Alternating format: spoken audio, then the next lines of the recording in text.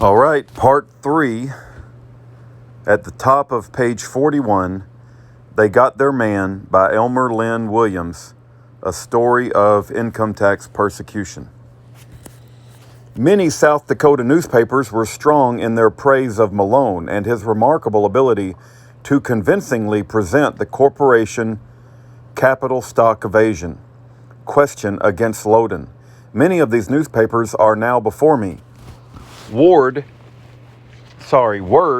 soon came from South Dakota to the Wood headquarters in Chicago that Malone was definitely turning votes away from Governor Loudon to General Wood.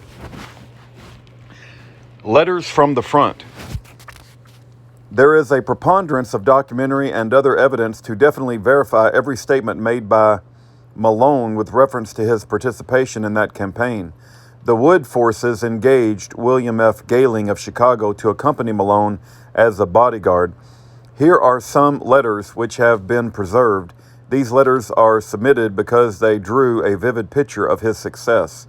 Here is one message on the stationery of the Hotel Carpenter in Sioux Falls, where Malone had his conference with Governor Norbeck, as mentioned by Mr. Ray. Gehling's letter is dated February the 29th, 1920. Miss Malone, we just got back from the second line trenches at Canton, where we had a great meeting. The crowd went wild over Mr. Malone's speech.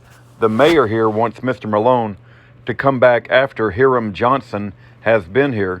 The governor and also the mayor were at the meeting here Friday night, and they said Mr. Malone speaking will carry the state for General Wood. It was all Loudon here a few weeks ago. Mr. Malone is in tip-top shape. I think he is better than ever. The governor and the national committeeman have just gone wild over his speaking, and now they want him to make all the towns where Loudon has shown strength. The enemy here is bitter because they realize Mr. Malone is the man who is killing them. Mr. Malone has not yet been arrested or killed, or his hide hung to the wall, as the Loudon fellows said they were going to do if he put a foot in this state. But I am watching them closely. I am keeping my eye on everybody and everything, even the water he drinks. They will never get him if I see them first. Even the Loudon women are very bitter against Mr. Malone, because the women here for Wood and even for Johnson went wild over Mr. Malone's speech. We are stopping in the same hotel that Loudon headquarters is in. The weather is fine, sunshine all the time, although it is cold, but we don't feel like it in Chicago. Our next drive is to Watertown Monday evening, then to Aberdeen Tuesday. I don't know where we are going from there, and we don't care. We are defeating the enemy wherever we go. We have advanced 2 lines of trenches, and we will soon be in the front lines when we will make our final charge, with Malone overtaking the enemy and General Wood declared the winner. Sincerely yours, William F. Gehling. Here is another letter from Aberdeen, South Dakota, written on hotel stationery. Tuesday, March 2nd, 1920. Miss Malone, we had a great crowd at the meeting in Watertown last night. 200 people couldn't get into the hall. See enclosed circular. The opera house was filled and not a seat to be had, even in the gallery. Mr. Malone is the only speaker at all these meetings, which gives him a good chance. His message to the people, the truth about Loudon, went over big. Mr. Malone is drawing the biggest crowds of any of the speakers. He speaks here tonight to the trade and labor councils. A big meeting is promised. We leave here at 6:50 on a 6:15 train for Beers Ford. See enclosed schedule. For all meetings address, all letters, care. Wood headquarters in any town. Mr. Malone is doing such great work that Loudon headquarters are sending all the best speakers they have to South Dakota to try and offset the great success for Wood. This state surely would have gone Loudon if Mr. Malone had not come out here. We are now advancing into the front line trenches, with the enemy losing every battle. They will soon surrender to General Wood. The primary is March the 23rd. That's when we go over the top. Yours sincerely, William F. Gayling. A letter of March the 16th, 1920, written by Gayling to Miss Malone, refers to the newspaper reports and full-page ads for General Wood. Dear Miss Malone, the battle is still raging. We leave here tomorrow for Seneca, Thursday for Doland, Friday for Frankfurt, and Saturday Veronica. We have not yet heard whether we have a Sunday and Monday meeting or not. However, if not, we will start for home Sunday. But I am not sure of this. Mr. Malone is standing this strenuous campaign in great shape. He is feeling fine and looking better than ever. The people here are all talking about Malone's fight against Loudon and Loudon's fight against Malone. Why? You would think Mr. Malone was the candidate for president. The crowds just go wild when he is introduced to the meetings. We had 2 meetings here yesterday. In the afternoon, Mr. Malone spoke to the ladies in the Lyric Theater, and at night to a big crowd in the Armory. The battle is getting hotter every day. The newspapers are printing Mr. Malone's speeches, and now the Wood Committee is taking a full-page ad of his writings. Why Loudon should be defeated, and I am sure he will be, although when we got here it was all Loudon. But not now. Mr. Malone has absolutely turned the tide to Wood, and you can rest assured we are coming home from the battlefield victors, and Wood banner flying high. We are having one of the worst blizzards South Dakota has had for many years. So say the old-timers. The snow is drifting 10 feet deep in some places. Train service has been abandoned, and no one can get in or out of town until tomorrow. Mr. Malone feels sure we are going to carry the state. I hope for his sake, for it will make him one of the biggest men in this country. W.M. F. Gayling. P.S. Bodyguard to the next governor of Illinois. Malone and his issue defeat Loudon. Malone and his taxation issue defeated Loudon in this agricultural state. The backers of General Wood were highly jubilant, and Malone was elated, and not alone, because his victory meant he would receive a political contribution which would enable him to continue his campaign against Loudon and the interests Loudon favored, but because he firmly believed Loudon's record unfitted him for the presidency. Colonel Proctor kept faith and made the political contribution to Malone as he had agreed. In 1921, the wheel of political fortune turned again. A new governor to succeed Loudon was elected in Illinois. Because of Malone's vigorous opposition to Loudon and the tax-dodging utility corporations which Loudon had favored, the new governor appointed Malone to the State Tax Commission, which he served and continued to display courage and determination in fighting for just and equalized taxation until he resigned in 1931 in order to become a candidate for governor. The records of the State Tax Commission show that utility corporations of Illinois were compelled to pay more capital stock taxes during his administration than they ever paid before or since his tenure of office. Chapter 5, The Reassessment. From the Chicago Teachers Federation came Miss Margaret Haley in the year 1928 with a petition asking the State Tax Commission for a hearing on the appalling conditions of real estate assessments in Chicago. For over 50 years, Miss Haley labored with great devotion for the children and teachers in the public schools of Chicago. She fought courageously to improve the financial condition of the city and as a means to accomplish her purpose. She sought to force the vested corporate interests to carry their just share of the tax load and urged a more uniform assessment of real estate in the county, thus bring about a more equitable distribution of the tax burdens and provide more funds for the school system. Miss Haley told Chairman Malone that she had conferred with attorney William H. Hawley, now Judge Hawley, who advised her that the State Tax Commission had the legal right to compel the local boards of assessors to make a complete reassessment whenever widespread inequalities in their assessments appeared. However, with equal assurance, attorney Hawley told her that no public official would dare issue such an order. To do so, he said, would mean political suicide. One of Malone's greatest fights Chairman Malone and the Tax Commission gave very careful consideration to the petition filed by Ms. Haley.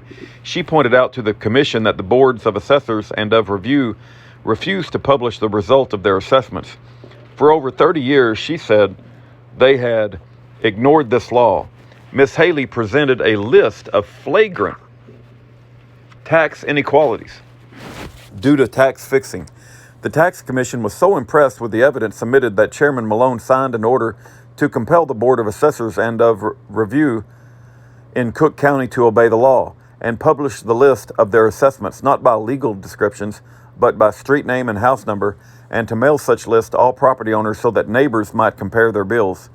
At the urgent request of Malone, Governor Schmall called a special session of the legislature to eliminate a technicality in the law which the local assessors were using in order to avoid the publication of their tax list.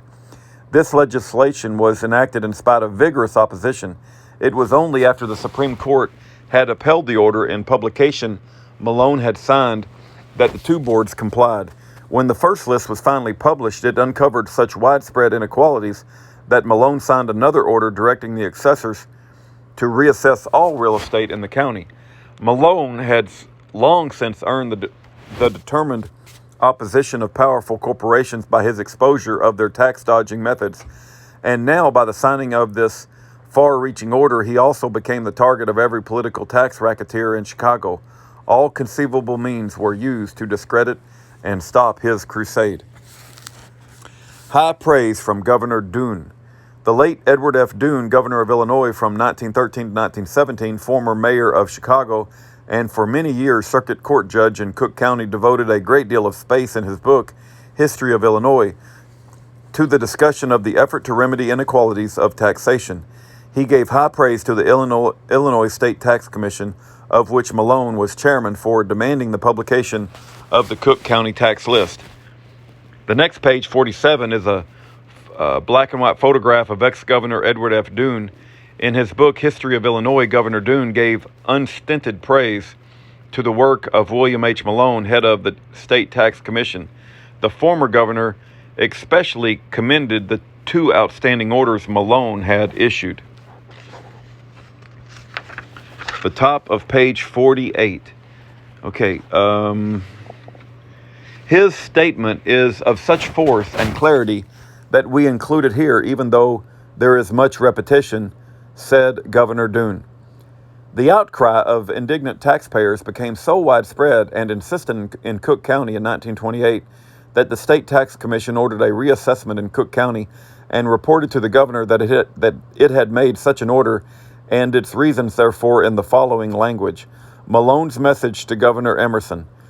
Honorable Lewis L. Emerson, dear sir, early in 1928, the Tax Commission issued an order to the Board of Review and the Board of Assessors of Cook County to publish the 1927 real estate assessments in an intelligible manner. The order directed the local officials to identify property in such publication insofar as possible by street name and house number. The records will show that there were remarkable hostility and opposition on the part of the responsible authorities to the execution of the order issued. The legal authority of the assessing officials to publish their assessments in an intelligible manner was questioned. There was a deplorable amount of turmoil incident to the collection of taxes in Cook County around May 1st, 1928. The commission was deluged with thousands of bitter complaints of unreasonable and illegal discrimination in assessments. These complaints, with the comprehensive fund of information which had been previously presented, demonstrated to the commission beyond any reasonable doubt that gross and extensive inequalities existed in 1927 assessment in Cook County.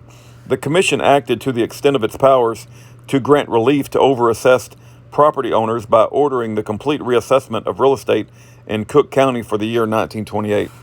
The legal authority of State Tax Commission to issue such a reassessment order was at once questioned by the Cook County assessing authorities. Their contention were supported by an opinion of the Attorney General.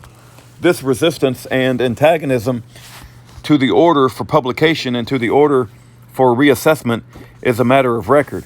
It took the form of objections upon legal grounds. It led promptly to a strongly supported petition to the governor to call a special session of the legislature. Such a session was called for the purpose of clearing up the alleged defects in the law. The purpose was to remove the grounds for objections on the part of taxing officials in Cook County without waiting for a judicial decision thereon. Members of the legislature who participated in that special session are entirely familiar with the purpose of the session and with the dispatch with which this purpose was carried out. The order of the Tax Commission to reassess all real estate in Cook County was reissued in July 1928. It was supplemented by the issuance of rules and regulations to govern the appraisal of property for the reassessment. The rules and regulations were designed as Rule 14. Since the reissuance of this order and the power of the Commission has been attacked in the courts, this attack was not sustained in the lower court. An appeal thereon is now pending before the Supreme Court.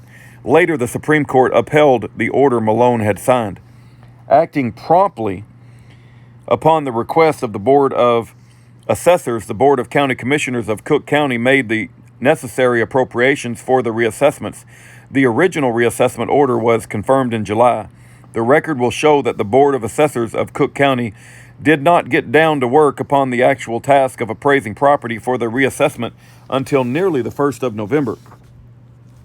I am calling these facts to your attention because the record will show that upon December the 17th, 1928, at a meeting held in Cook County, the assessing, reviewing, extending, and collecting authorities in Cook County maintained they could not carry out the reassessment order and prepare the tax bills for collection thereon before September the 1st, 1929.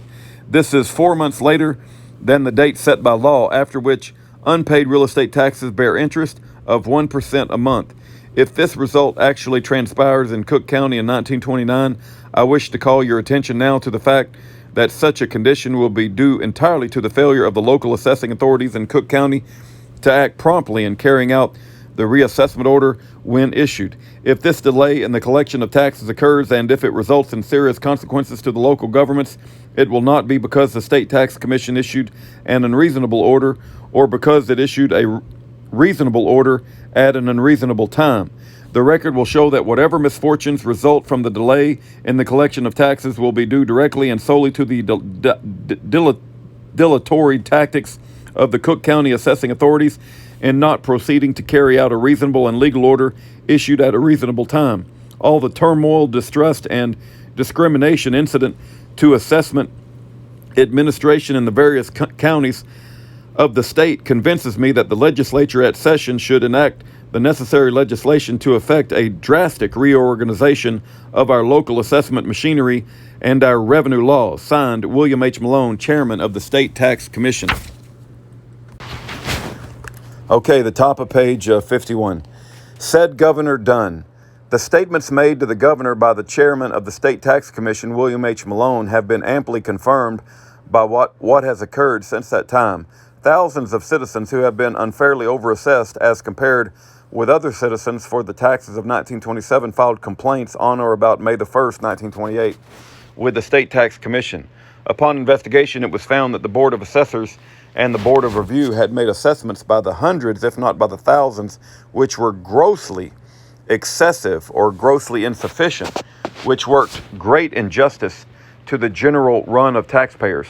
This resulted from the inefficient and unsystematic methods in the offices of the Board of Assessors and the Board of Review, and but too often from favoritism shown by public officials actuated by personal, political, business, or financial reasons. Assessments were not made in open board meetings, but each assessor or member of the Board of Review took charge of certain territory allotted to him, and each one of these public officials in the privacy of his or own office considered what assessment should be made in the property allotted him. As a result, each of these public officials became a person of much interest to the taxpayers in his allotted district. If he happened to be engaged in the coal business, he was inundated with orders for coal. If a lawyer, his office was soon crowded with clients. If a real estate dealer or banker, his remunerative real estate or banking business began to jump by leaps and bounds. These clients or customers were not ignored or treated brusquely if they complained that their properties were overassessed. This condition finally led to to such a clear, open, and widespread discrimination in the assessment of property that the State Tax Commission rightfully and properly ordered a complete reassessment of real estate in the Cook County for the year 1928. This order, if carried out honestly and fairly, would have the effect of wrecking the scandalous and malodorous system of real estate assessment which had prevailed for many years in Cook County. The Board of Assessors and Board of Review, instead of complying with the order of the State Tax Commission, resorted to all sorts of shifts and devices to avoid compliance with the order. If these boards of public officials had promptly and energetically complied with the order when issued, the reassessment could have been completed within 6 to 8 months. These public officials, their friends and backers, and the political machine behind them hoped to evade by legal and technical objection compliance with the orders, and by their devious and dilatory conduct, they delayed the collection of the 1928 taxes until sometime in July 1930. As a result, no taxes were paid to the city of Chicago, County of Cook, or the Board of Education from May 1st, 1928 until July 1930, and the governmental functions have been exercised by its public officials on money borrowed on credit of the city and county until the credit was exhausted and the employees of the city and county were unpaid and in great distress. The prime responsibility for this shocking situation rests upon the Board of Assessors of Cook County and the Board of Review, whose unfair and discriminatory assessments forced the order for reassessment and whose procrastination, subterfuges, and delays prevented the reassessment ordered and demanded by the public. Governor Small stood firmly behind the State Tax Commission in making the order for reassessment and sustained the course it pursued. $525 million apart. A joint legislative committee appointed by the 55th General Assembly said in their report, the extent to which two boards, assessors and review, worked out of harmony with each other and at cross purposes is clearly indicated by the fact that in the initial revision of the 1927 reassessment of the Board of Assessors, the Board of Review changed the total assessment approximately $525 million. Imagine, if you can, either honesty or efficiency on the part of two boards of taxing officials when, in passing judgment on values, find themselves $525 million apart. Stood like a rock. How profitable the tax-fixing racket in Chicago had become may best be told by the late Hayden N. Bell, former attorney for the county board. Said Mr. Bell, graft, formerly connected with assessment of property in Cook County, used to amount to nearly $60 million annually. This condition was brought to an end when William H. Malone forced the publication of the tax list by street and house number. This published list, the first in 30 years, revealed such a condition of corruption that Chairman Malone then signed an order compelling the Board of Assessors to make a complete reassessment. Both orders were opposed to tax racketeers up to the Supreme Court, where Malone was upheld. Malone has stood like a rock against all attack by those who found their huge graft stopped. The political opposition, which was roused against Malone following his demand that real estate tax list be published, was increased manyfold by his order demanding a complete reassessment of all real estate. The daily press, however, and many prominent citizens gave unstinted praise to his courageous demand. Prophetic, indeed, were the comments which newsmen made on his fight. While applauding his courage, many followed up with warnings about the personal danger he was running by opposing the political interest of the old, vicious system. I submit herewith a few of the editorials which appeared in the Chicago press at that time. Chicago Daily News, November the 6th, 1929. The public should realize how deeply indebted it is to the chairman of the State Tax Commission, William H. Malone, for his courage and foresight and energy in putting through the reassessment and guarding it at every step from the evils which previously had made assessments in Cook County so flagrantly unjust. In the face of desperate opposition from political and other sources, he has carried on. Evanston News Index, August 7th, 1930. The publication of the tax list in 1928 disclosed such gross inequalities that Chairman Malone, in spite of much opposition, political and otherwise, ordered a reassessment of all property in Cook County. He has been criticized and attacked for doing this his obvious duty, but nevertheless he has gone forward in the face of many obstacles. No property owner in Cook County but commends the courage and patriotism of Chairman Malone. Chicago Tribune, January 20th, 1930. Drowning men grasp at straws and discredited politicians grasp for alibis, hence the shouting about the reassessment. The political gangsters are hoping the taxpayers will forget why the reassessment was ordered. Here again, the trail leads straight to the spenders.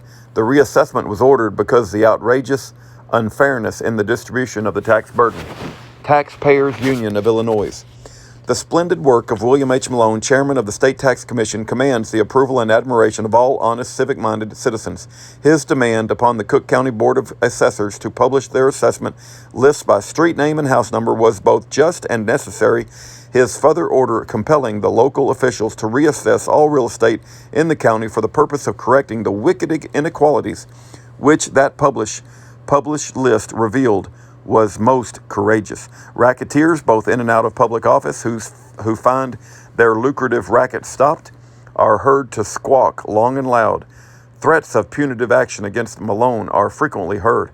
However, if he continues to exercise the same determined fortitude he so definitely displayed while exposing selfish vested interest, he may rest assured that loyal men and women throughout our state will rally to his call if danger lurks. Chicago Herald and Examiner, January the 9th, 1929. Let the citizens exert their civic, economic, and political influence to make certain that the tax reassessment now going forward is persistently carried through under the able direction of William H. Malone, chairman of the Illinois State Tax Commission.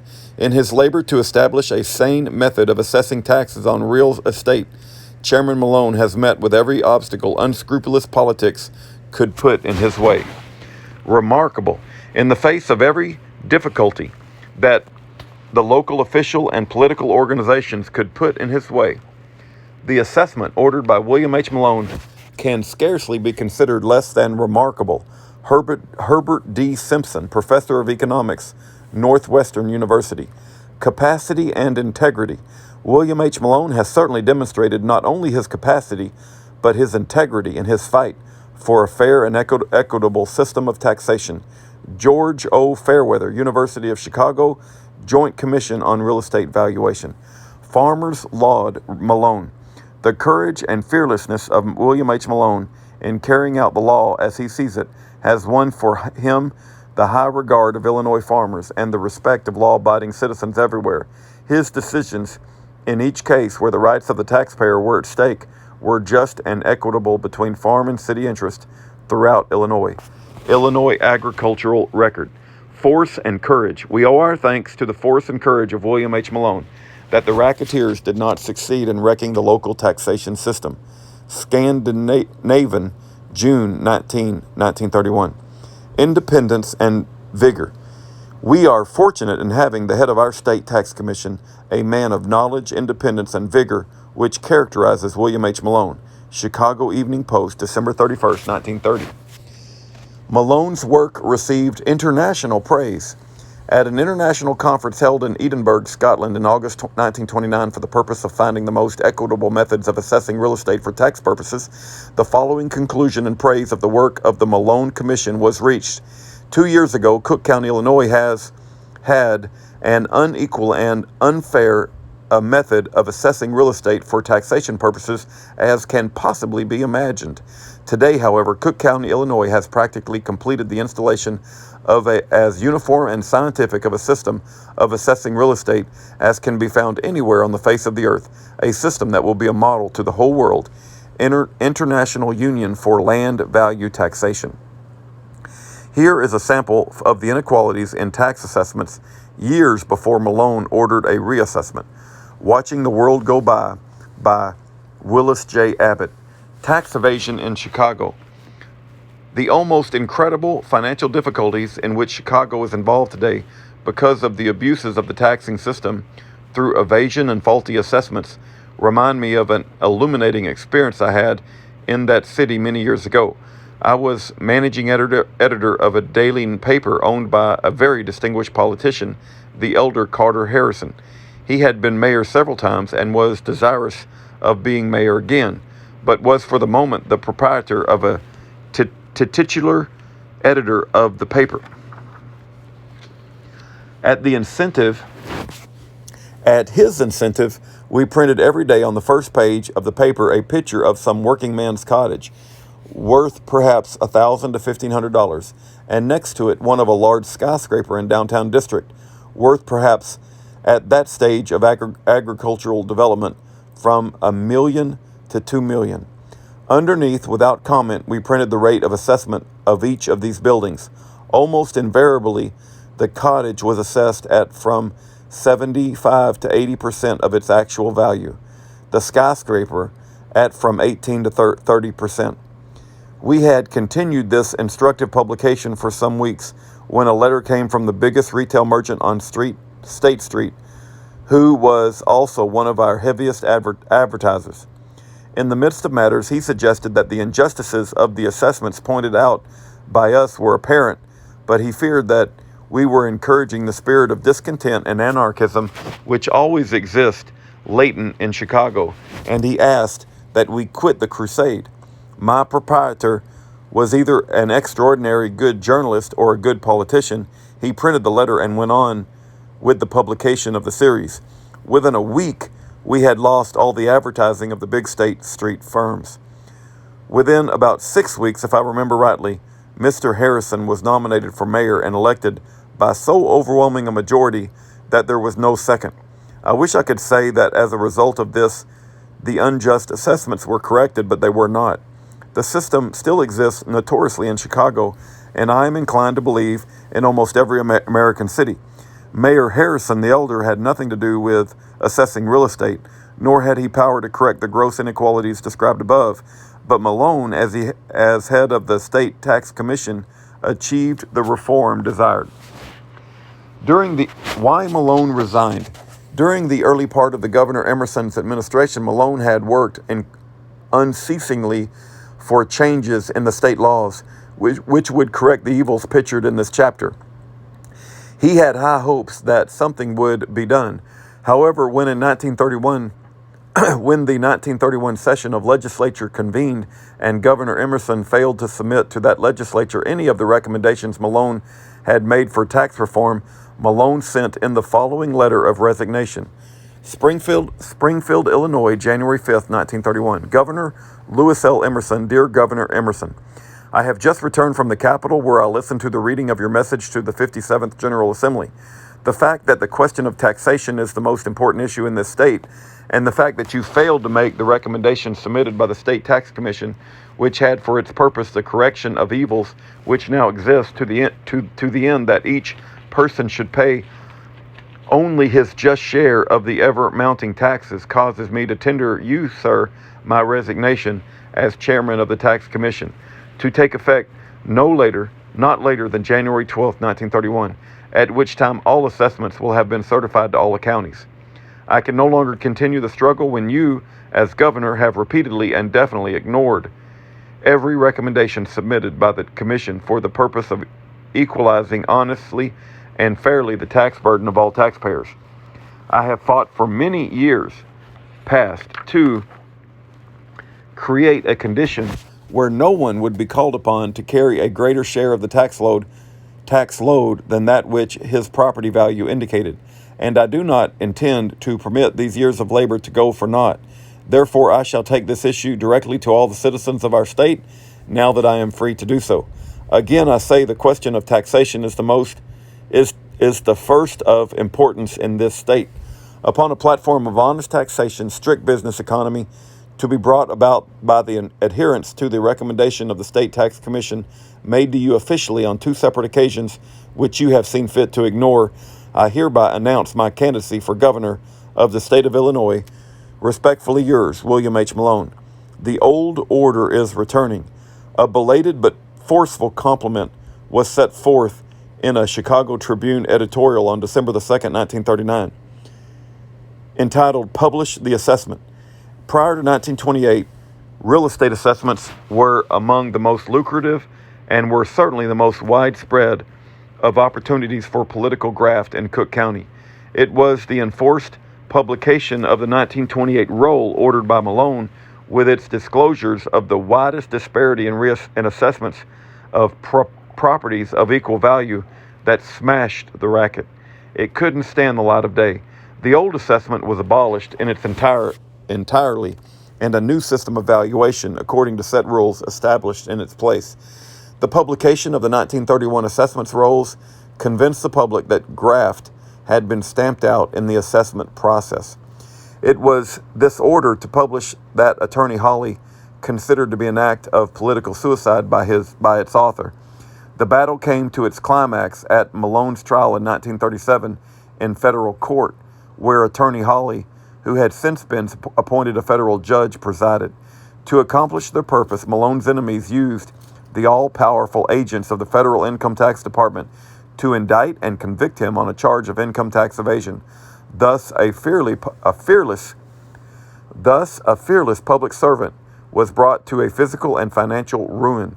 The almost unbelievable methods employed fit the descriptions given in the previous chapter by the later United States Senator Shaw of Minnesota, the contemporary commentator Westbrook Pegler, and by the Secretary of the U.S. Navy, Colonel Frank Knox. In the year 1939, as shown by the foregoing editorial, the old order was on its way back. We'll pick up with page 62 when I do the next part. I want to stick in my commentary here, and I want to give you three different scenarios. The first scenario is the worst scenario, where your taxes are filled with corruption. You have personal income tax, right, which I don't even believe should happen at all. Then you have property tax, and there's also lots of other taxes, your state tax, and you could go on and on. But I don't think that we should have property tax or personal income tax. But let's go back to my three scenarios.